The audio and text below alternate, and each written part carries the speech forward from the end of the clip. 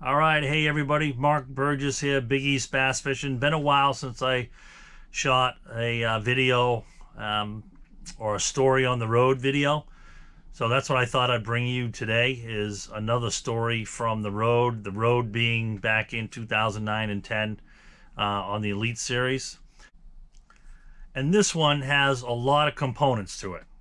We have trains, we have a tornado, we have a couple boat accidents. So it involves a cast of characters that I'm sure you'll recognize the names of. So with no further ado, coming right at you.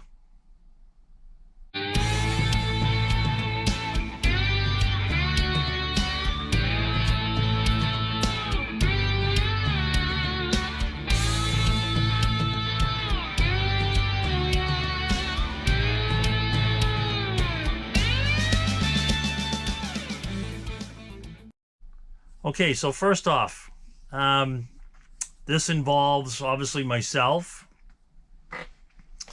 Let's see, Bill Lowen, Matt Herron, Vince Fox, Pete Pons, Fred Rabanis, Derek Remitz.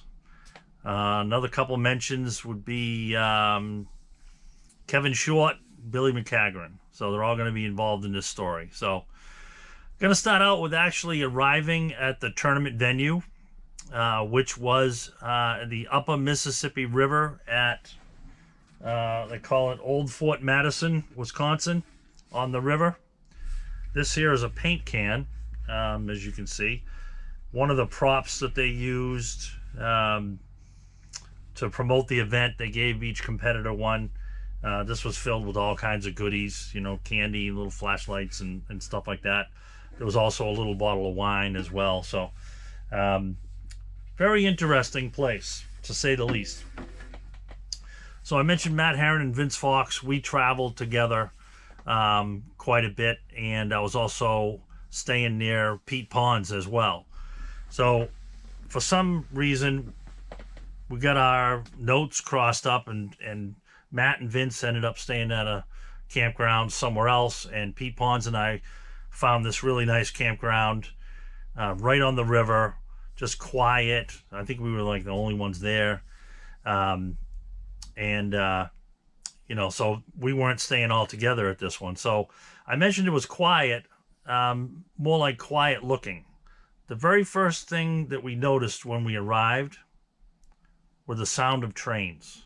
I've never seen more trains or heard more trains in my entire life.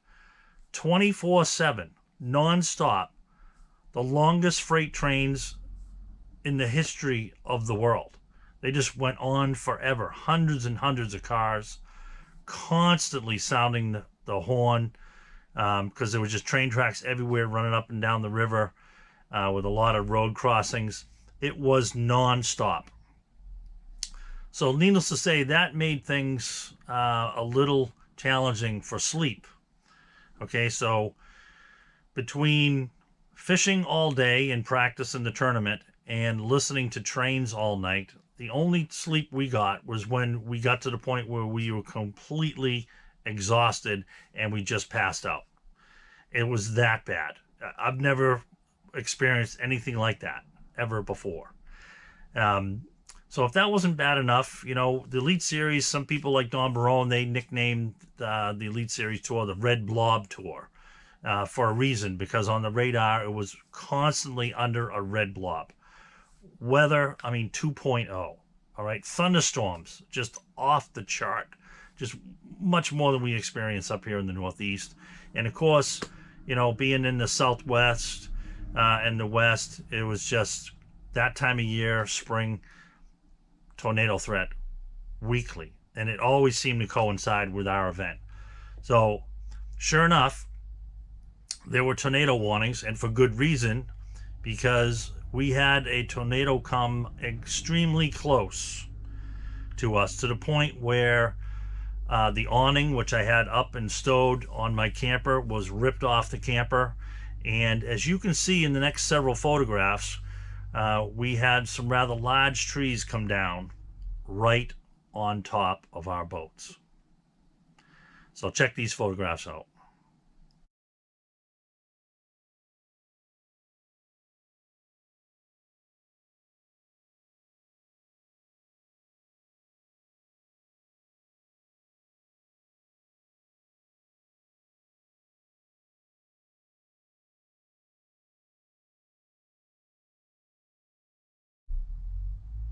All right, so you can see I'm actually standing in the boat with a brand new steel chainsaw cutting the tree off of our boats. In the morning, we got up before daylight because we knew it was bad. The weather was bad overnight. Came out to see everything just completely destroyed, debris everywhere, picnic tables just gone, and of course, hard to miss the tree on top of the boats. So the campground owner had brand new, never been even used. He asked me if I knew how to use it, and I said, "Oh yeah, yeah. I grew up with one of those things in my hand, practically." So I went to work, cut the tree off the boats. Um, Very minimal damage, luckily. Nothing was crushed. It was just some minor scratches and things like that. So we ended up with the boats being completely filled with sawdust from the chainsaws, and we got that cleared off. Had to go to the car wash, vacuum all that out, power wash everything, and I mean everything, to the point where we could fish. So that took some time, but staying right on the river, that saved us a little bit of time because we were able to launch right there and practice, for the event. So I will say this about the venue there. Very challenging. That section of the river, very, very dangerous to navigate. Numerous backwaters, but the water was extremely low. A lot of debris in the water, a lot of trees and stumps and snags, just washing down the river. The water was like chocolate milk, and so it made it fishing very challenging. So, but as always, people find them and catch them. So during the practice, I said Pete Pons and I were sharing some information and really struggling. Really didn't get on much of anything. The last place I wanted to try turned out to be really good for there. And I ended up getting half a dozen bites or so, as I remember. And I called Pete. He came up in there, and he had a number of bites as well in just a matter of a short window. So without really anything else to go on, that became our place. Okay, so, but typical Elite Series, everybody finds them. They just find them. Okay, these guys catch fish in a puddle, and this was no exception. So it was connected to the main river by a chute, this narrow chute, maybe a couple boat widths wide, fairly long to get up in here, and the water was falling. So, but running up and in there, the first time that I ran up in there, I didn't run up in there. I idled up in there, and then you realized that you could. There were floating snags and things like that on either side of the bank that were washed to the side, and you can tell that they were loose, and you became aware of them. That you didn't want to hit one of those things. Well, unfortunately, first or second day of the tournament, I can't remember. Running up in there, Derek Remitz running up in there, and a couple of boats had gone ahead of him. Matt Herron being one, dislodged one of those floating logs, and Derek hit it, knocked his lower unit completely off the outboard, sent the boat into a spin, and when it hit the bank, his marshal was ejected from the boat and is very seriously injured, to the point where they had to medevac him out of there, come through the woods to get him. So Gerald Swinder was there as well. I mentioned Bill Lowe, and he'll come up again. But we basically made a pact right there. No one would fish until everything was squared away. Derek could still fish with his trolling motor, although he's probably pretty shaken up. But it was pretty intense moment. and we all stayed there and prayed and just wished the best for the marshal and Derek. And you know, it was a pretty serious deal. So when that was taken care of, we all went up in there and started fishing. Matt had gone up in there ahead of time. He was already up in there. And I had an area pretty much all to myself, if you know, as much as you could. An area had a little bit, had the main bank to my right. To my left was like a submerged island, just heavy brush, you know, that you couldn't get through the boat. And it was kind of a dead end cut, but it ended into this giant area that was flooded back in there, and for a long time. And no doubt there was a ton of fish up in there that were coming out. And I was defending it, you know, or I had it to myself pretty much. And people kind of get the idea, they see what you're doing and whatnot. I didn't have anybody give me a hard time or anything. Most of the guys in the Elite Series are just, great guys. So I was up in there fishing. I did a decent bag the first day. Bill Lowen caught him really good the first day.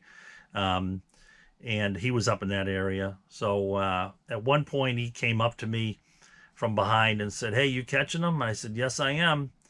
He said, "Do you mind if I come in and catch one?" Because I had this area. There was no other place for the fish to go. That's the only way they could come out of there. And you just have to just keep pitching to this, half a dozen to a dozen targets until a fish moved up and staged on one of them.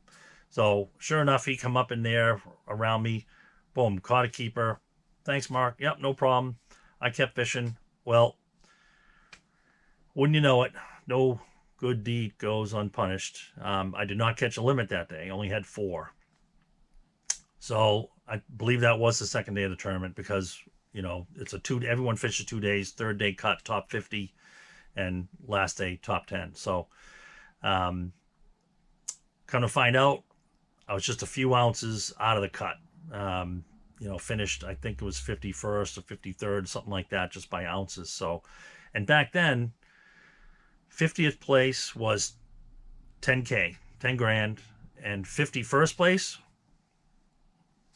okay, so that always hurts when you're that close, and don't get a chance to fish the third day and actually, hope to make more money and move up, in the points. So,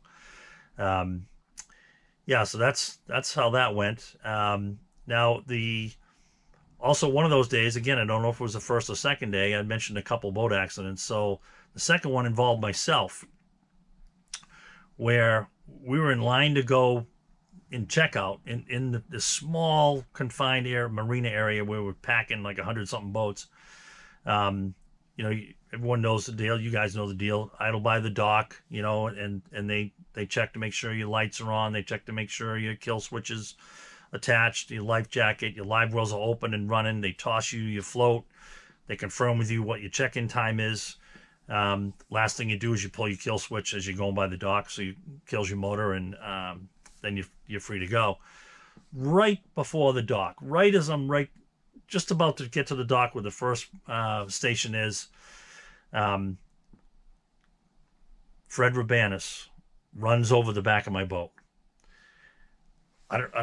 He just said he wasn't paying attention, and it's just one of those deals. It's so tight, idling forward. This crash in the back of the boat. I turned around. The bow of Derek's boat is literally right there. The bow eye is right there. Okay, and there's the bow of the boat, the trolling motor. It's right by my head. He ran over my rear stern light in the process. So he was just so apologetic. He was so embarrassed, but stuff like that happens. So, all right, no big deal. We'll deal with it later, time to go. So rip the light out, throw that in the floor. I got my marshal there. He steps on it. And so we're going down the dock, and then Tripp comes up and says, "Mark, you need a rear light. You can't go without a rear light. It has to be working. Your navigation lights all have to be working." And it was like, "Oh, Tripp," I go, you just saw, Fred just ran over the back of my boat and just knocked it down." He goes, "Yeah, you can't go without a working stern light." Oh, great. So just like NASCAR, all of a sudden there's like 5 techs in the boat, road crew mechanics from the support crew, are in the boat. Boom, out comes the old base, wire in the new base, boom, light. I mean, it didn't even take 2 minutes. And I was off and going. So, I mean, just crazy stuff that happens. But that was a very eventful tournament, to say the least. I believe Kevin Short won. Billy McCagran, he was top finish, like second or third place, right? Something like that. But just the crazy places that we go and fish and experiences. And one of the reasons why I wanted to do this video was basically so I just don't lose the memory, you know. So I got a few things to remember it by, but wanted to share that with you. So I appreciate it. As always, if you can like it, subscribe to it, share it, follow it, it would mean a great deal. All right, so until the next story, we'll see you later.